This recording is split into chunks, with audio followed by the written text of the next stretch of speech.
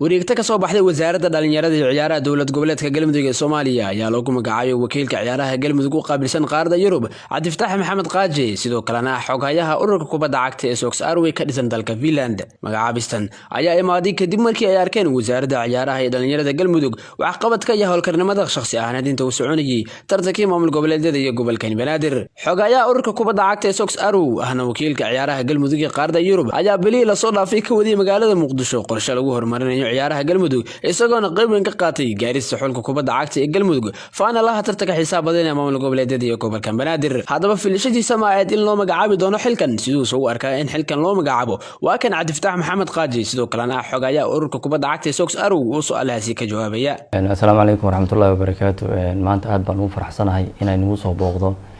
TV-gan Asal 24 aad waxaan u mahad celinayaa mataqaanaa sida sharafta leh aad igu soo dhaweyseen intaas ka bacdi magacayga waa Cabdifataax Maxamed Qaaji xogayaa ururka Sox Arrow oo ka dhisan waddanka Finland waa ururka dhalinyarada sport horumarinta dhalinyarada sportiga haddaan u soo laabto su'aashaadii soo weydiisay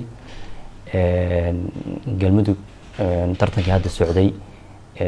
waxaan naga dhaxeeyay mataqaanaa xiriir u dhaxeeya mataqaanaa sidii ciyaartoyna ugu keen lahayn qalabna ugu keen lahayn sida ugu keenay 6 maamul goboleed ee gobolka Banaadir oo kale marka magacaabidan waxay ku timi mataqaanaa anoo filaynba abaalmarin waxay iga dhigeen sidii aan ula shaqeeyay in mataqaanaa ay magacaabaan wakiilka mataqaanaa Galmudug u fadhiyo wasaaradda dhalinyarada ciyaaraha qaaradda Yurub Cabdifataax Maxamed Qaaji ayaa sidoo kale ka dhawaajiyay in dhawaan uu safar ku tagi doono guud ahaan maamulka Galmudug waxaan rabaa in mataqaanaa halkan aan uga mahad celiyo wasaaradda dhalinyarada sportiga Galmudug wasiir Xuseen wasiir ku-xigeen Cibaar xogahay Umar iyo mataqaanaa xiriir kubadda cagta Galmudug Xasan Shire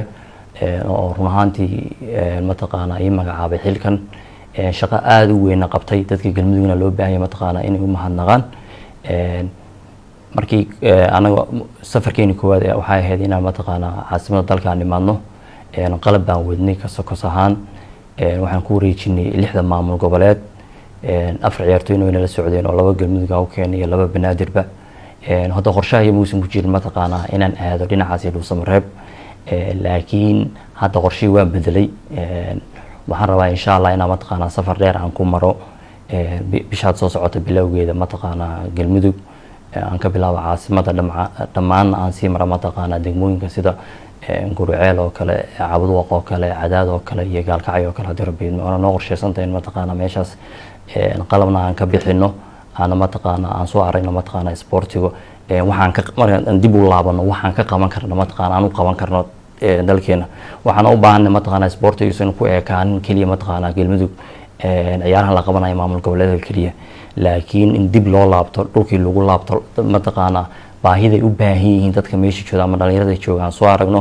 ana dib markaan u laabtano waxaan jeclahay insha Allah inaan safar dheer oo qaaradda Yurub aan maro mataqaanaa si aan u warbixiyo mataqaanaa jaaliyada Soomaalida ee Galmudug ee xagga joogta baahiday u baahan yihiin mataqaanaa dhalinyarada Galmudug ee ku nool mataqaanaa